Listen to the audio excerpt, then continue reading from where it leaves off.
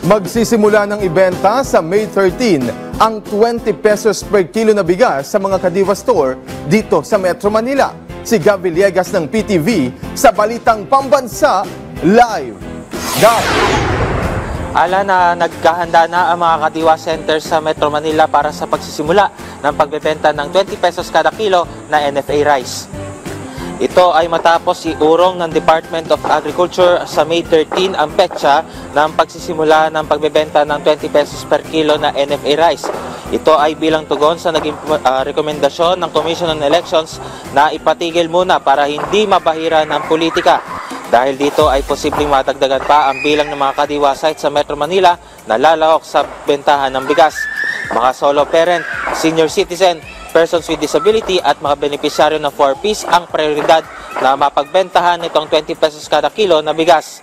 Ang ADC building ng Department of Agriculture at Bureau of Animal Industry dito sa Visayas Avenue ay ilan lamang sa mga piling sites kung saan ilo-launch itong BBM program ng DA. Para naman sa mga kababayan natin na nagbabalak na bumili ng kanilang ilulutong ulam, mabibili sa Kadiwa ang iba't ibang klase ng prutas at gulay sa murang halaga. Ang presyo ng ampalaya ay nagkakahalaga ng 100 pesos kada kilo. Ang presyo ng talong, sitaw at okra ay nagkakahalaga ng 95 pesos kada kilo at ang kalabasa naman ay 35 pesos kada kilo. Ang Baguio beans naman ay nagkakahalaga ng 120 pesos kada kilo. Ang presyo naman ng repolyo ay nagkakahalaga ng 110 pesos kada kilo. Ang carrots at patatas naman ay nasa 85 pesos per kilo at ang sayote ay nasa 35 pesos kada kilo. At dahil Biyernes ngayon, mabibili rin sa Kadiwa ang munggo. Ang 1/4 kilo nito ay mabibili sa halagang 30 pesos. Mapunta tayo sa mga pampalasa. Ang presyo ng bawang ay nagkakahalaga ng 140 pesos per kilo. Ang luya naman ay 180 pesos per kilo.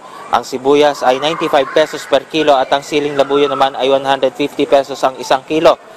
Para naman sa mga naghahanap ng prutas na pwedeng gawing panghimagas ngayong mainit ang panahon, naglalaro ang presyo ng mga prutas sa 60 hanggang 180 pesos ang isang kilo.